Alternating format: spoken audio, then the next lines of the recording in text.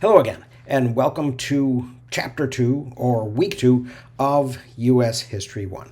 And now that I've sort of gotten past setting the scene and describing the situation before this collision of cultures that happens in the 15th and the early 16th century, I want to get to that. I want to take a look at what happens when Europeans discover the Americas, what they expected, what they found, and what they did once they arrived here.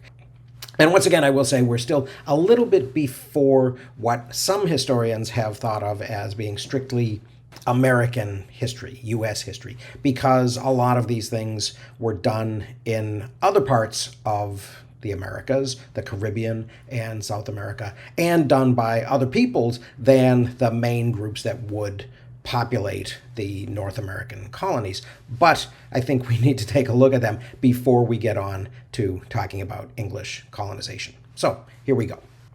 First of all, we should acknowledge that the end of the 15th, the beginning of the 16th century was not the first time that Europeans encountered the Americas. At the northern tip of Newfoundland, there is a Canadian provincial park called L'Anse aux Meadows. My French is terrible, so sorry about that. But it's built on the site of a Viking settlement. The Norse have an old legend that the Viking hero Leif Erikson founded a colony in a new land that they called Vinland. Not the land of vines, but the land of meadows, actually, is the more accurate translation. The discovery of the Norse village in 1960 and its acceptance as a UNESCO World Heritage Site in 1978 helped to establish the Newfoundland colony as the oldest known European site in the Americas, and very probably as the Vinland settlement of Norse legends. The Canadian ruins date from the appropriate period, about the year 1000. Artifacts that were found in the remains of 8 buildings included farm implements and blacksmith tools. There's also a spinning room containing a soapstone spindle and stone weights that were probably part of a loom.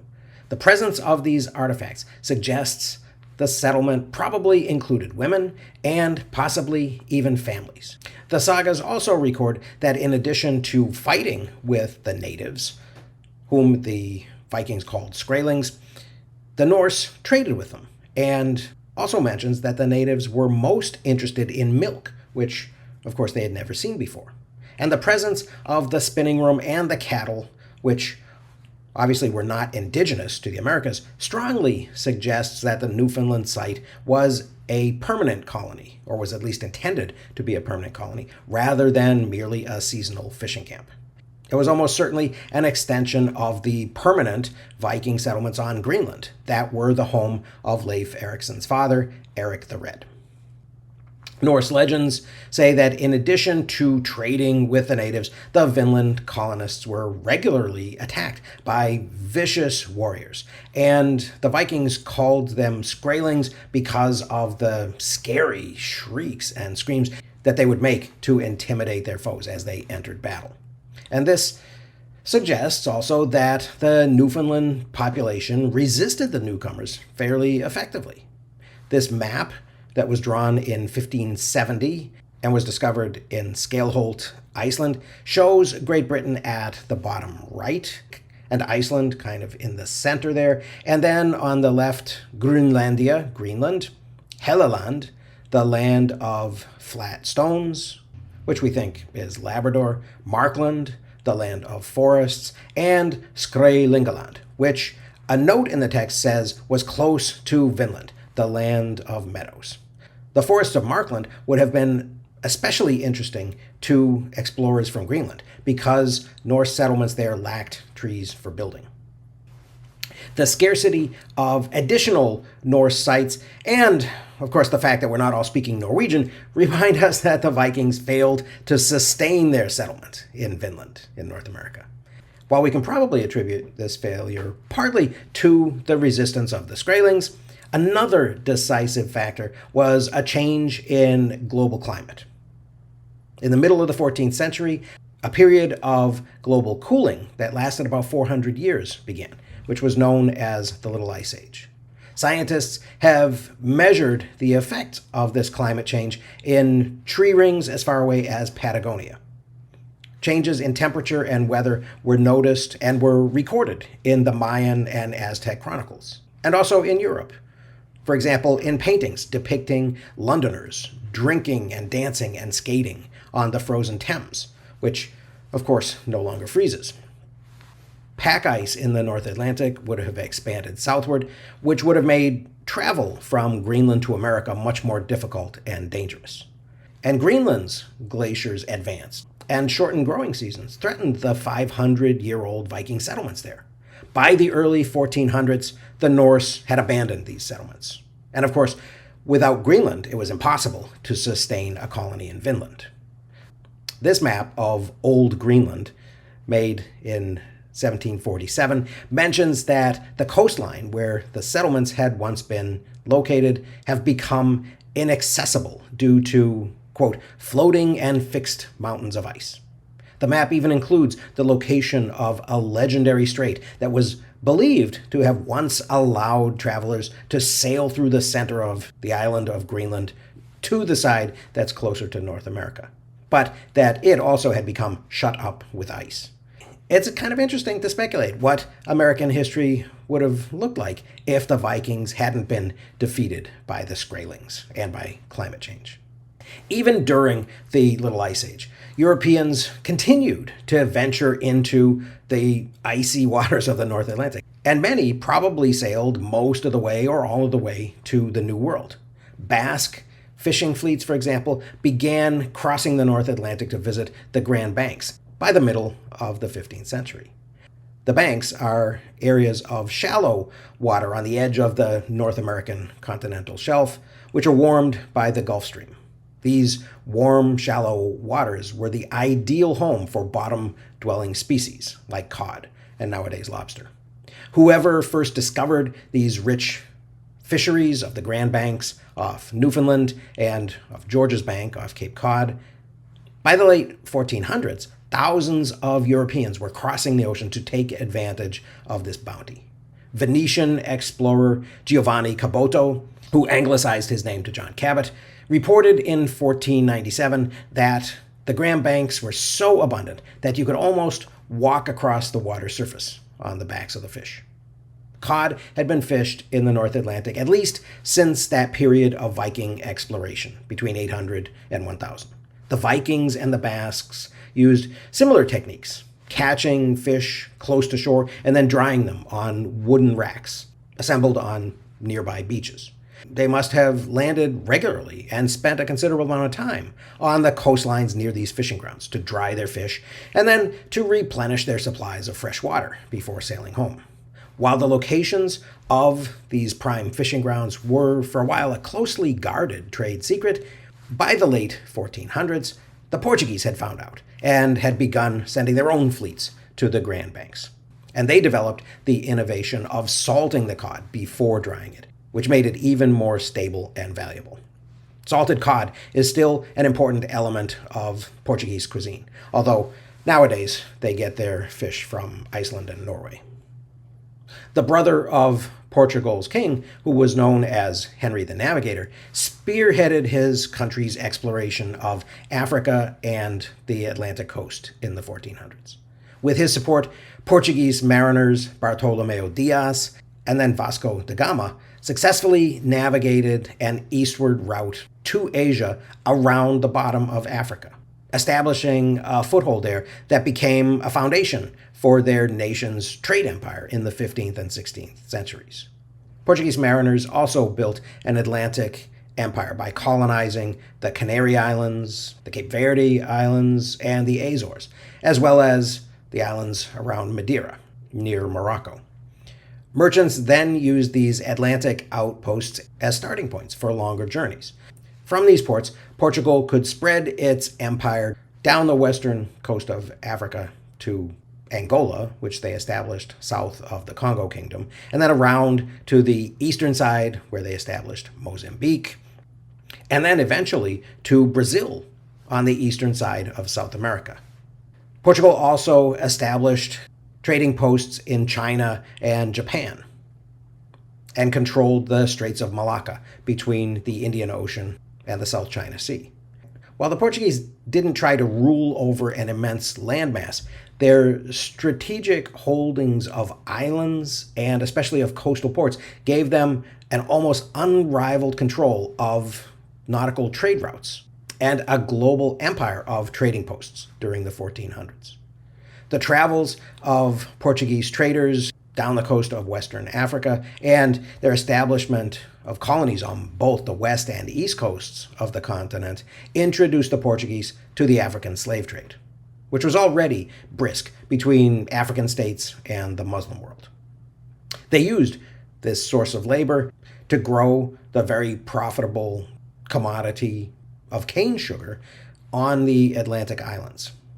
And they soon began exporting African slaves along with African ivory and gold. Profits from sugar fueled the Atlantic slave trade even before European discovery of the Americas. And the Portuguese islands quickly became home to sugar plantations. In time, much of the Atlantic world would become a huge sugar plantation complex in which Africans worked to produce this highly profitable commodity for European consumers. Both the Portuguese and their neighbors, the Spaniards, had spent the last several centuries at war on the Iberian Peninsula to regain territory that had been conquered by the Muslims, by the Umayyad Caliphate in the 8th century. The Reconquista, as they called it, ended around 1415 for the Portuguese, but it took Spain the rest of the century to finally subdue the Kingdom of Granada in what's now southern Spain. Portuguese exploration of the African coast, their discovery of a route to Asia around the bottom of Africa, and their colonization of the Atlantic islands in the 1400s all happened while Spain was still fighting its way southward. Columbus's proposal to find a route to Asia across the Atlantic appealed to Ferdinand and Isabella, the monarchs of the newly unified kingdoms of Aragon and Castile, which became the foundations of modern Spain. This appealed to them partly because Portugal already controlled the route around Africa. The married monarchs finally defeated Granada in 1492, and in the 1500s, Spain would surpass Portugal as the dominant European power. And this is the period when previously isolated groups of people, like the Africans and the Europeans and Native Americans, first would come into contact with each other on a sustained basis. And although the Portuguese had originally used African colonies such as Elmina primarily for trading gold, by the 16th century they had shifted their focus. The dungeon of the Elmina Castle was converted into a holding pen for African slaves from the interior. And slaves would live in the dungeon for weeks and months on end until ships arrived to transport them to Europe or ultimately to the Americas. But as you already know, it was the King and Queen of Spain who sponsored the most famous exploration mission, that of Christopher Columbus, who was actually not Spanish. He was from Genoa, Italy. And as a young man, he'd become really interested in Asia, in the East, and in exploration by reading tales like The Travels of Marco Polo, which was printed for the first time in Europe in the year that he was born by Johannes Gutenberg on his new press. Columbus was also married to a Portuguese noblewoman named Filipa Moniz Perestrelo, who was the daughter of the governor of Porto Santo, an island near Madeira. As a navigator in Portuguese-controlled waters off the coast of Africa, Columbus had a lot of opportunities to hear stories of fishermen who may have gone to the Grand Banks in search of cod. Beginning in 1485, he started approaching Genoese and then Venetian and then Portuguese and English authorities and ultimately the Spanish, asking for ships and funding to explore a western route. Everybody to whom he brought these petitions, including Ferdinand and Isabella at first, rejected them. All of the nautical experts concurred that Columbus's estimates of the width of the Atlantic Ocean were far too low. Of course, the assumption in all of these discussions was that by crossing the Atlantic Ocean, you would get to Asia. Nobody had any inkling that there were other continents in the way, and then a whole nother ocean, the Pacific, on the other side. However, after years of being badgered by Columbus, Ferdinand and Isabella finally agreed to finance his expedition in 1492, just when their conquest of the Kingdom of Granada was coming to an end. It was probably quite clear to them that if they didn't find a way to challenge the Portuguese, then their western neighbor was going to dominate the trade with Asia. Now, Columbus had some mistaken ideas that shaped his thinking about what would happen when he sailed west. Although Greek philosophers and geometers had already established that the Earth was a sphere and had pretty accurately computed its size, Columbus developed an idea that the Earth might actually be kind of pear-shaped and narrower at the top. And he was probably motivated to do this by his knowledge that people had sailed across the Atlantic to these fishing grounds, which seemed to be much closer than they ought to be if they were all the way on the other side of the world in Asia. So there's some pieces of data that didn't really add up and didn't make sense. So when, on October 12th, 1492, Columbus and his 3 ships made landfall on an island in the Bahamas and then sailed to an island that he named Hispaniola, which is where the present-day Dominican Republic and Haiti are, he believed that he had landed in the East Indies. And so he called the native Arawak or Tainos that he found there Indios, which gave rise, of course, to the term Indian for native people in the New World. Columbus explored the islands for a couple of months until his flagship, the Santa Maria, ran aground on Hispaniola on Christmas Day and had to be abandoned. The 2 remaining ships didn't actually have enough room for all of his men and the things that he wanted to take back to show the King and Queen of Spain. So with the permission of the local chief, Columbus left 39 sailors in a settlement that he named La Navidad because the ship had run aground on Christmas. When Columbus returned to Spain in March 1493, the Spanish monarchs were thrilled and gave him the title of Admiral of the Ocean Sea and named him governor and viceroy of any lands that he might discover. Columbus made 3 more voyages over the next decade, establishing Spain's first settlement in the New World on the island of Hispaniola. Many other Europeans followed in Columbus's footsteps, motivated by dreams of winning wealth by sailing west. Columbus made some extravagant claims about the territory that he had explored, including that the rivers were filled with gold. Columbus's 1493 letter to his royal patrons, which was called the Probanza de Merito, or the Proof of Merit, describing his discovery of this new territory, did a lot to inspire excitement in Europe. And then another Italian explorer, Amerigo Vespucci, actually coined the term New World in a work that bore that name in Latin, Mundus Novus, which he wrote in 1503 for his patron Pietro de' Medici. And he described his voyages in a Portuguese ship, which landed in the harbor that became Rio de Janeiro in Brazil. Mundus Novus was translated into several European languages and became so popular that when the German cartographer Martin Waldseemüller published a map of the world in 1507, he named the 2 new continents that he added America after Vespucci. Waldseemüller's map includes only the coastal parts of the Americas that had been mapped by 1507. And there's an image of Vespucci himself in the top right quadrant, holding a set of calipers, which are map-making tools. And beside him is the detail of that coastal map. Europeans, of course, at this time didn't understand the size of the continents or the extent of the Pacific Ocean until 1513, when Balboa crossed Panama to see the Pacific Ocean for the first time, and then 1519, when Ferdinand Magellan made his way around Cape Horn at the bottom of South America and crossed the Pacific.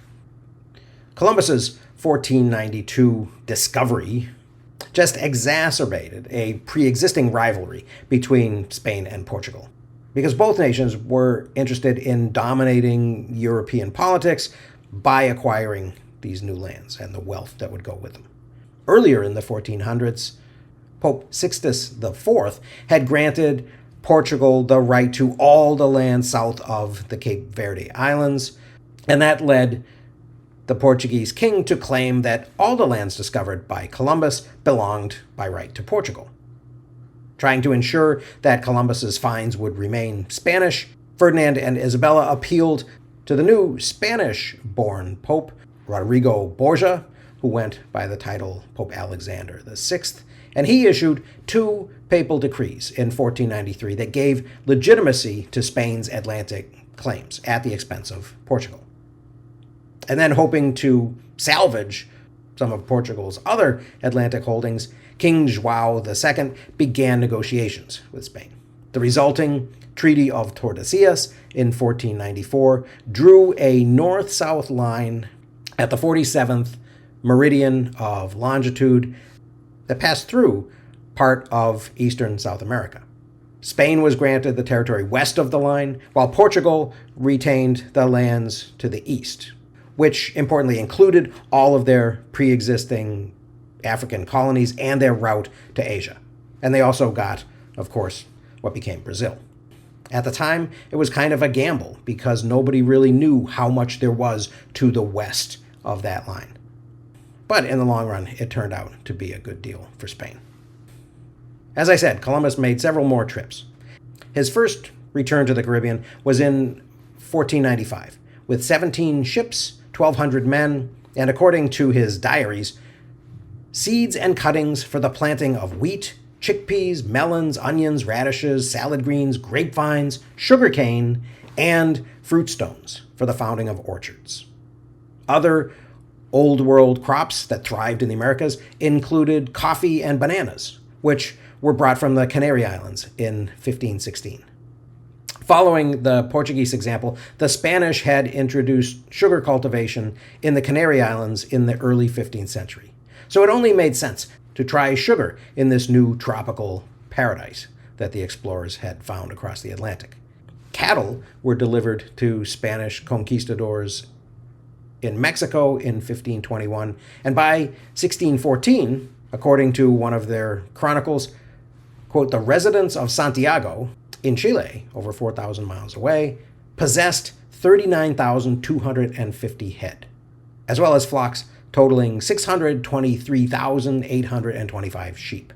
According to local traditions, when Pizarro first crossed the Andes and invaded Peru in 1524, he went over the mountains with only 60 or 80 fighting men and 40 horses, but with over 2,000 pigs. Most of the really significant Eurasian species brought to the Americas had already been introduced by the Spanish in the early 1500s, long before North American settlement began. Even species like the wild horses of the American West that would later transform Plains Indian culture were actually escapees from the herds of the conquistadors. The Americas were home to very few large mammal species, and most of them could not be domesticated. Domestication really only works with animals that are not only social, but that will accept a human as the leader of their herd. Nearly all the species that humans have successfully domesticated, all of the familiar residents of the modern farmyard, originated in Europe and Asia. And these include goats, sheep, cows, horses, pigs, and chickens.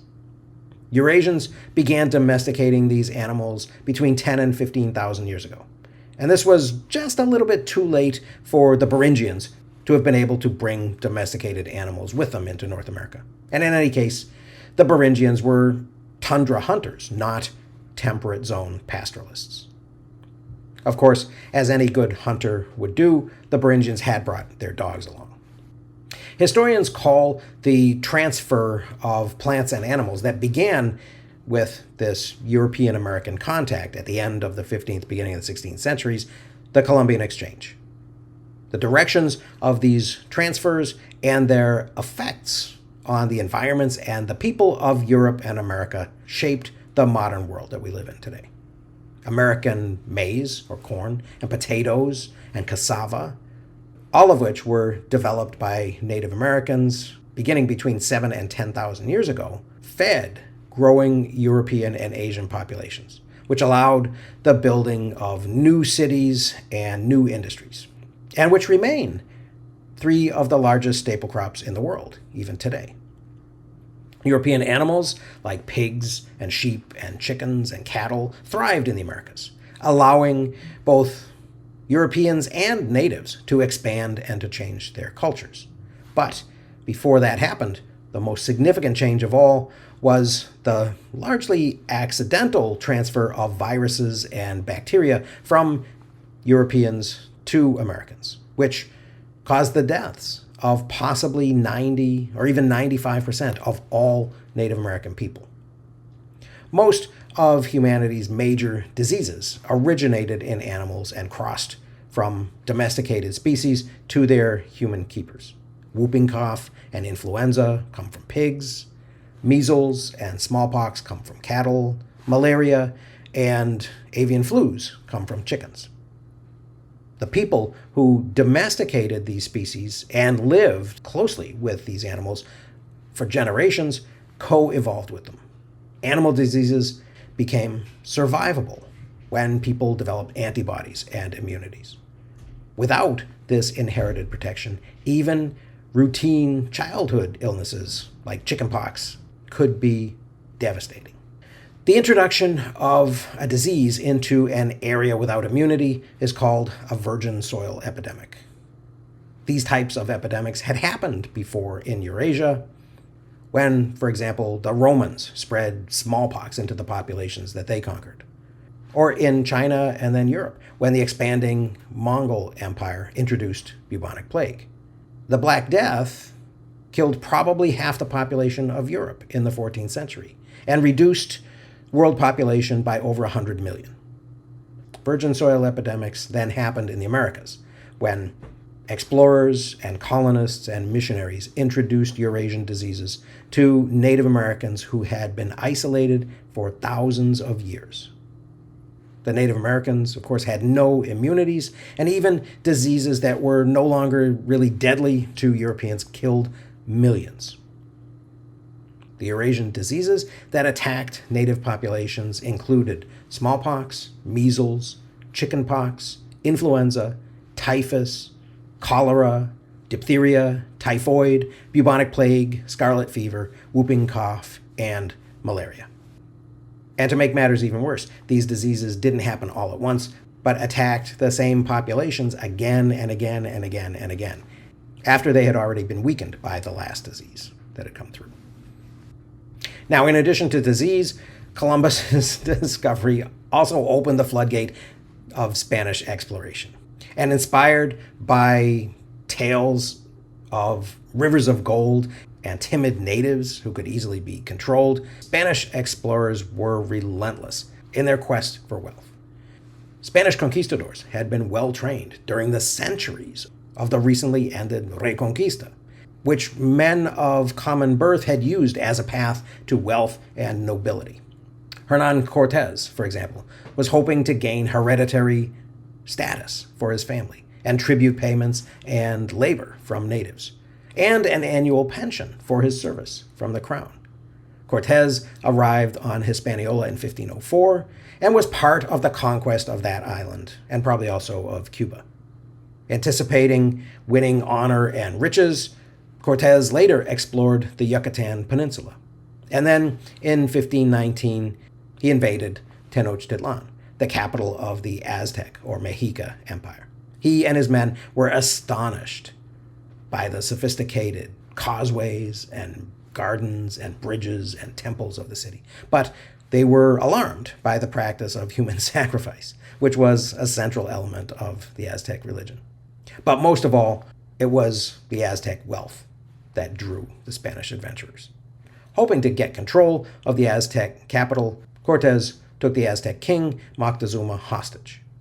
The Spanish then murdered hundreds of high-ranking Mexica during a festival celebrating Huitzilopochtli, their god of war.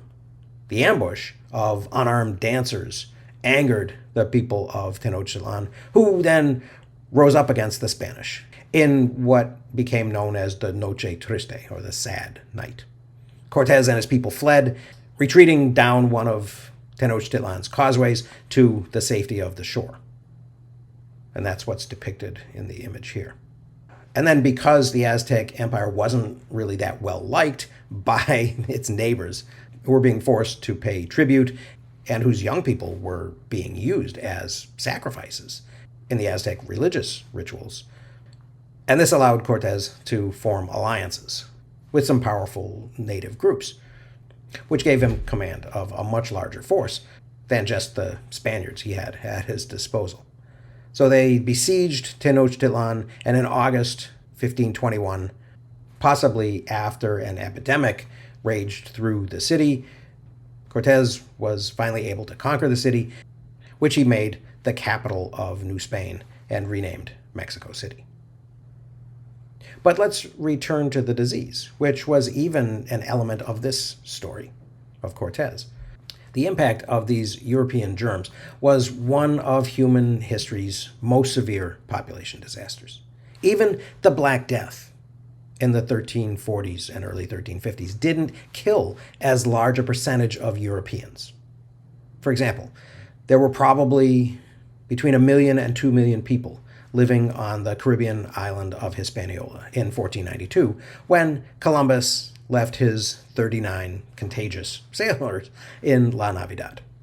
By 1548, there were only 500 natives left alive on that island. The populations of other Caribbean islands were similarly wiped out. Cuba, Puerto Rico, both probably had more than 1 million people, all of whom died. The whole Arawak or Taino civilization disappeared. But as bad as that was, it wasn't a tragedy only for the cultures that vanished. It also began a cycle of violence that became central to American history. Because once there were no longer natives left to work on European sugar plantations, African slaves became crucial to the survival of the West Indies economy. And the greater population densities of Central and South America helped contagious diseases spread even more quickly there. Heavily traveled roads in central Mexico actually spread disease beyond the areas that had been reached by the Spanish conquistadors. Cities were wiped out that had never even seen a white man. The population of the Aztec heartland dropped from about 25 million on the eve of the Spanish conquest to just under 17 million a decade later. That means that 1 in every 3 people died in just 10 years.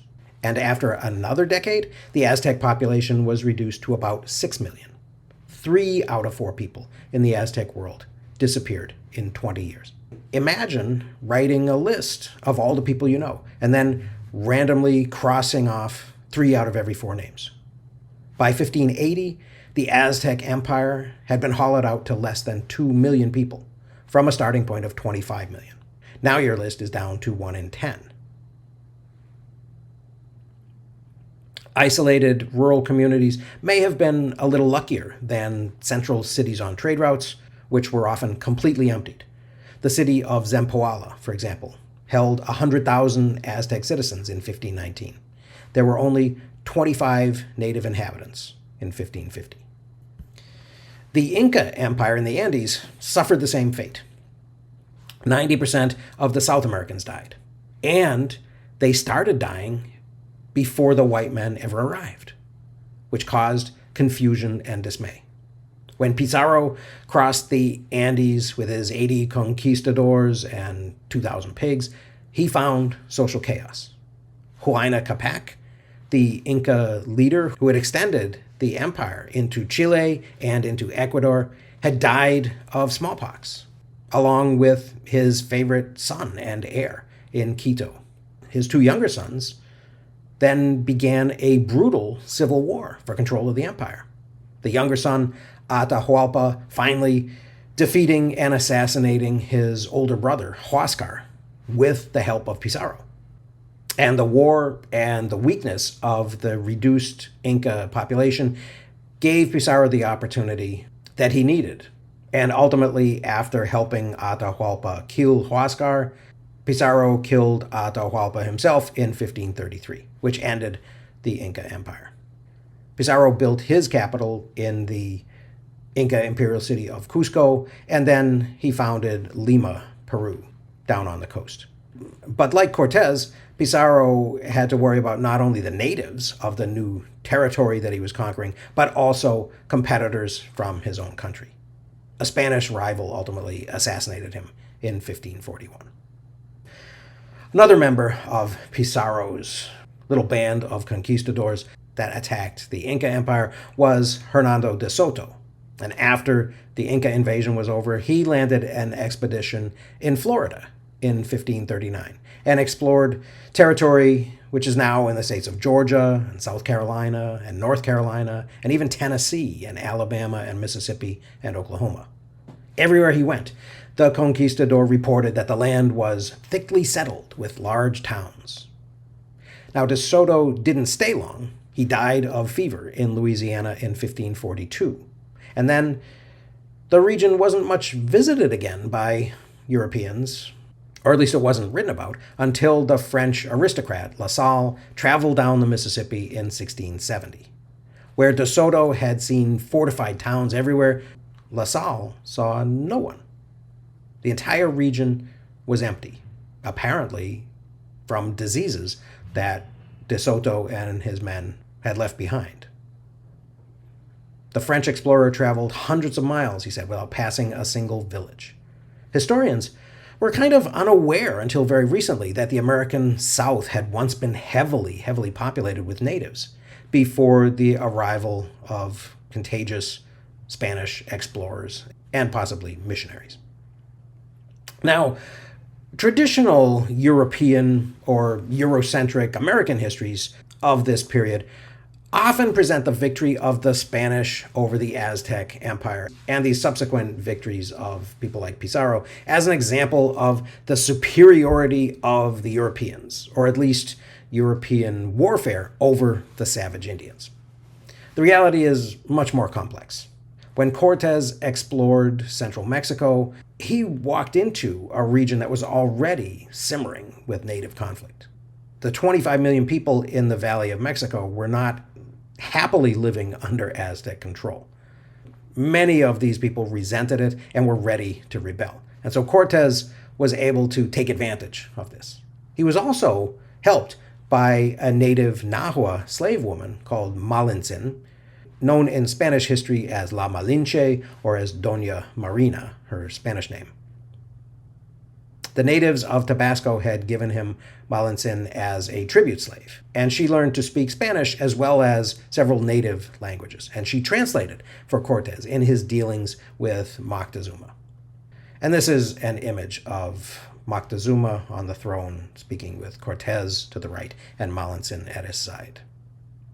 Malintzin also, either willingly or under pressure, entered into a relationship with Cortez, and their son, Martin, was one of the first mestizos, or people of mixed indigenous and European descent.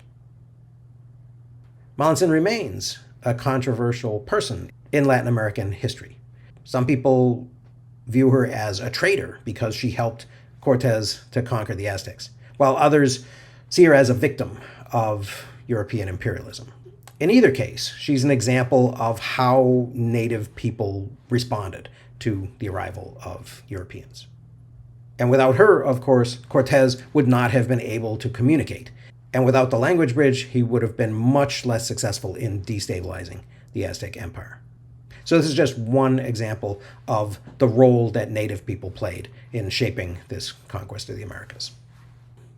Spain's appetite to enlarge its empire led other conquistadors to push further into the Americas, all of them hoping to replicate the success that Cortez and Pizarro had had. Francisco Vázquez de Coronado was one of the few conquistadors who had been born into a noble family. He went to New Spain in 1535 and presided as the governor over the province of Nueva Galicia. where he heard rumors of the wealth of a northern golden city called Quivira. Between 1540 and 1542, Coronado led a large expedition of Spaniards into the lands to the north. And for the next several years, they explored an area that's now the southwestern United States. During the winter of 1540 and 1541, they waged war against the Tiwa in present-day New Mexico. But rather than leading to the discovery of more gold and silver, this expedition just bankrupted Coronado.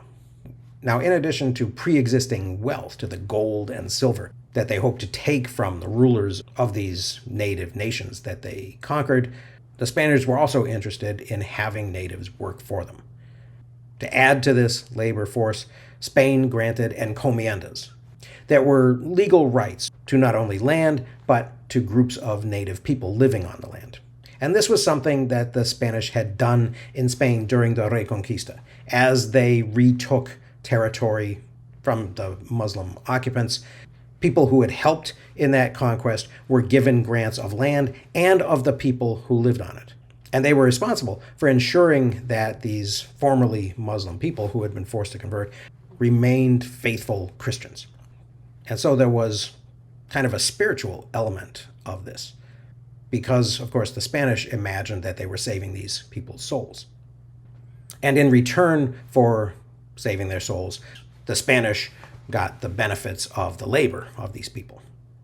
Now, in the New World, this was much more about the labor and much less about saving souls. And oftentimes, it was just a reward for faithful service. Some of the Tlaxcalan adversaries of Tenochtitlan who had helped Cortez to conquer the city were granted encomiendas, as actually was Malintzin, or La Malinche, the Nahua woman, who helped Cortez as his interpreter and who was the mother of his son, Martin. In addition to the encomienda, there was another traditional Incan labor system called the mita, in which people in the Inca Empire would work for part of the month or part of the year on public works projects. And this was also altered by Pizarro and the Spanish once they inserted themselves at the top of the social hierarchy to be much more of a permanent labor system, almost slavery. So under Spanish rule, the mita expanded and work conditions became much worse, so that it really became synonymous with slavery. The Potosi mita, for example, drew workers from across southern Peru and Bolivia to work in the famous silver mine in Potosi. And that work was so difficult and dangerous that workers often injured or maimed themselves to avoid being recruited into it. So mitas and encomiendas were accompanied with a whole lot of violence. One Spaniard, Bartolomé de las Casas, denounced the brutality of Spanish rule. A Dominican friar, Las Casas had been one of the earliest Spanish settlers in the West Indies, and in his early life there, after helping the Spaniards conquer the island of Cuba, he was granted an encomienda.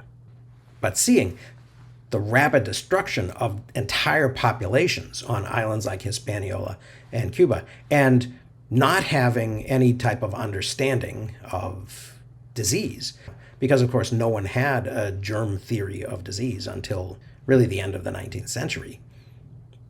Las Casas assumed that it was solely the brutality of the Spaniards that had caused millions of people to die, and it disgusted him. And he wrote to the King of Spain complaining of it and saying something must be done. And so as a result of this, the encomienda was ended, which unfortunately is not to say that things got that much better for Native Americans. And of course, in complaining about what had been done to Native Americans, Las Casas also advocated for the use of African slaves. And so his advocacy probably helped to facilitate that shift between trying to get work out of Native peoples and importing enslaved Africans to do that work. Now, one of the excuses that Europeans had used for enslaving Africans is that they were non-Christians, and that was often used as a justification for enslavement. And of course, these slaves endured horrendous, horrendous conditions. Of the 16 million people who were transported from Africa, a full quarter of them, or about 4 million, never survived the journey across the Atlantic.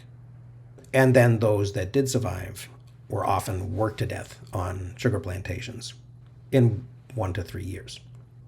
Now, under the Treaty of Tordesillas, the Spanish were not allowed to go to Africa and buy slaves themselves. And so they established a monopoly called the Asiento in 1518. And it passed through the hands of several nations.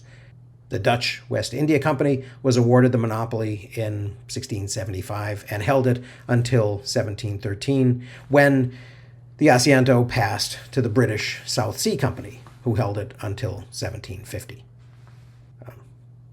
Now, all of its success in the New World made the Spanish a lot of money. The gold and silver from the Americas, for a while, propelled Spain into a golden age.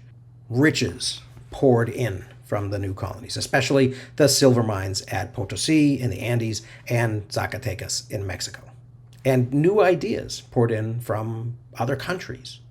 The Habsburg dynasty, which, in addition to Spain, ruled a collection of territories that included Austria, the Netherlands, Naples, and Sicily, encouraged and financed the work of painters and sculptors and musicians and architects and writers. And this resulted in a Spanish Renaissance culture. One of the period's most famous works is the novel The Ingenious Gentleman Don Quixote de la Mancha by Miguel de Cervantes. This 2-volume book, which was published in 1605 and 1618, tells the colorful tale of a hidalgo, or a gentleman of humble birth, who reads so many ideas of chivalry and knighthood that he becomes unable to tell reality from fiction. And so, with his faithful sidekick Sancho Panza, Don Quixote leaves reality behind and sets out to revive chivalry by doing battle with windmills that he perceives to be enemies of Spain. And this is, of course, fiction, but there is a lot of conflict going on, and there is a lot of war brewing in Europe. Until the 1500s, the Roman Catholic Church had provided a kind of unifying religious structure for Christian Europe. The Vatican in Rome exercised a lot of power over the lives of Europeans, controlled not only learning and scholarship, but it also levied taxes. Spain, with its New World wealth, became a bastion of the Catholic faith. And beginning with reform efforts of Martin Luther in 1519 and John Calvin in the 1530s, Catholic dominance was coming under attack as the Protestant Reformation began.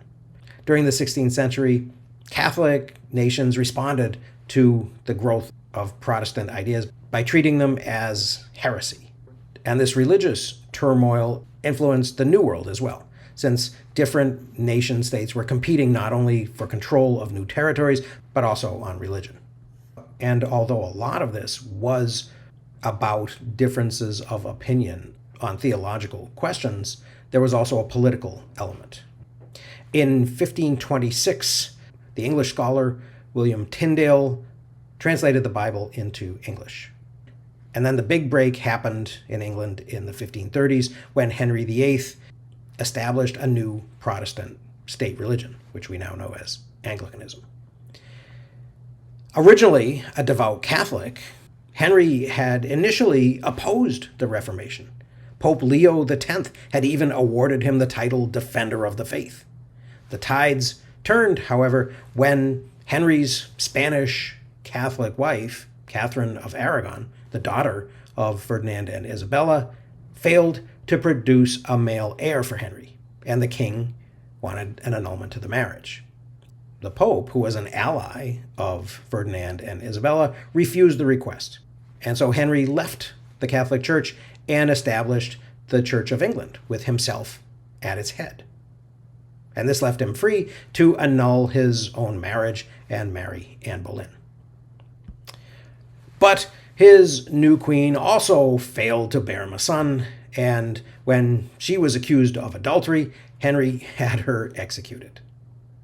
His third wife, Jane Seymour, at long last delivered a son named Edward, who ruled for a short time before dying in 1553, at the age of 15. Mary, the daughter of Henry VIII and his discarded Catholic first wife, Catherine of Aragon, then came to the throne. And she was committed to restoring Catholicism. She earned the nickname Bloody Mary for the many executions of Protestants that she ordered during her reign. Queen Mary married her cousin, Philip II, the King of Spain.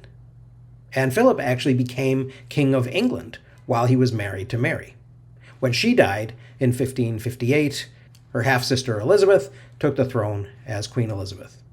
Philip proposed marriage to Elizabeth so that he could continue as King of England, but she turned him down, and she reestablished the Church of England. And this ultimately led Philip to plan an invasion of Britain, supposedly to return the nation to Catholicism. The invasion was finally launched decades later in the summer of 1588, but the British Navy and storms at sea defeated the Spanish Armada and helped to establish Britain and the Netherlands as Europe's leading naval powers. Under Elizabeth, the Church of England again became the state church, although it retained the hierarchical structure and many of the rituals of Catholicism. And this actually caused some English members of the church to begin to agitate for more reform. These people would become known as Puritans, and they wanted to erase all of the vestiges of Catholicism from the Church of England. At this time, the term Puritan was kind of pejorative, and a lot of people saw these Puritans as kind of pious frauds who used religion to their own advantages, and maybe even to swindle their neighbors. And worse, many people in power saw the Puritans as a security threat because of their opposition to the national church and to its bishops, who actually had seats as lords in the House of Lords. So the Puritans, of course, were some of the people who would cross the Atlantic in the 1620s and the 1630s to create New England, which would be a haven for Reformed Protestantism, where Puritan would no longer be derogatory, and where they could not only practice their faith freely, but also attain the wealth and the power and the social status that wasn't available to them in England, where they were a despised minority. The conflict between Spain and England dragged on into the early 17th century, and Protestant nations, especially England and the newly independent Dutch Republic, which had spent nearly a century getting out from under the thumb of Spain, posed a significant challenge to Spain and to Catholic France, as these imperial rivalries would play out in the Atlantic world. Spain retained its American empire, but by the early 1600s, they were no longer able to keep Europe and their other European rivals, the French and the Dutch, from beginning to colonize smaller islands in the Caribbean and ultimately mainland North America.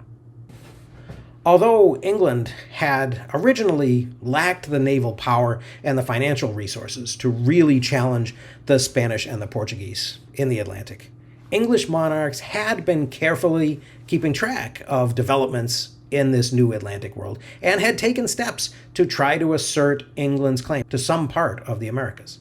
As early as 1497, Henry VII of England, the father of Henry VIII, had commissioned Giovanni Caboto, John Cabot, who we mentioned earlier, an Italian mariner, to explore these new lands.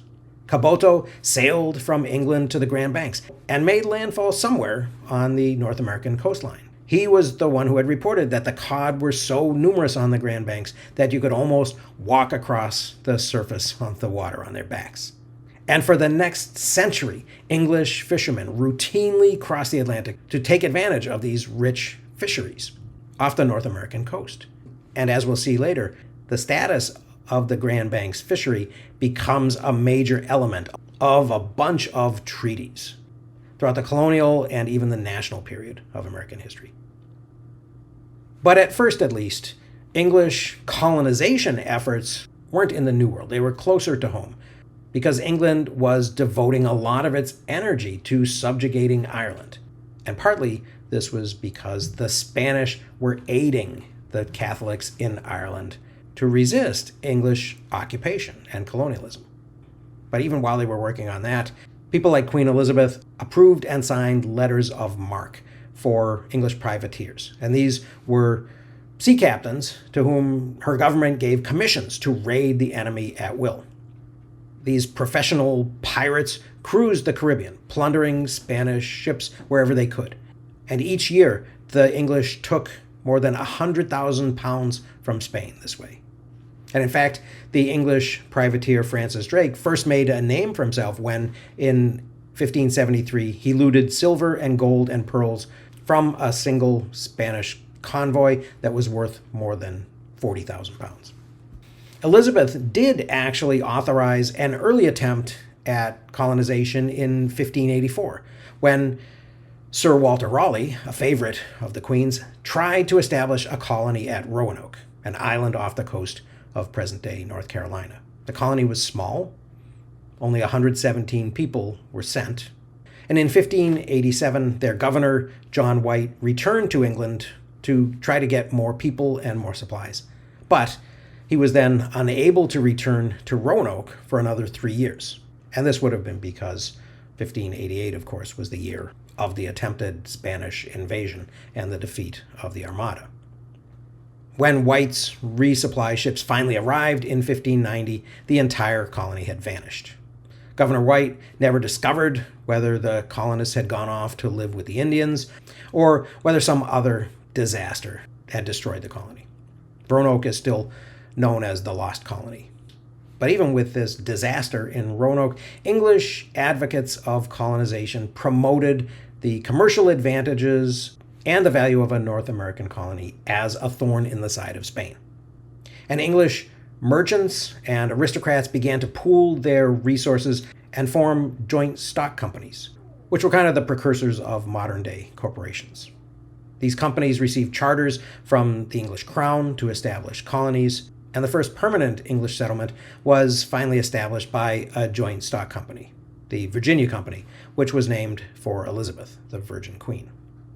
In 1606, they sent 2 expeditions to the New World. The Northern Colony, which was established on the Kennebec River in what's now Maine, failed very quickly.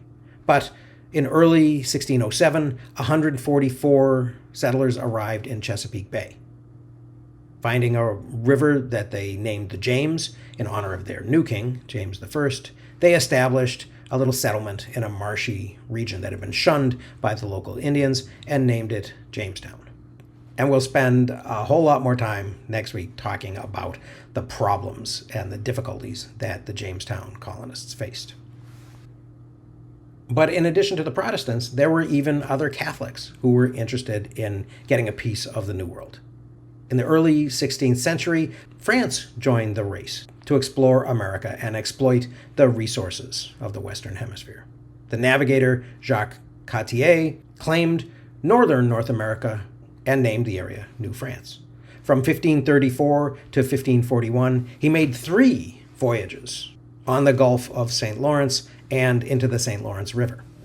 Like other explorers, Cartier made exaggerated claims of the mineral wealth available in America.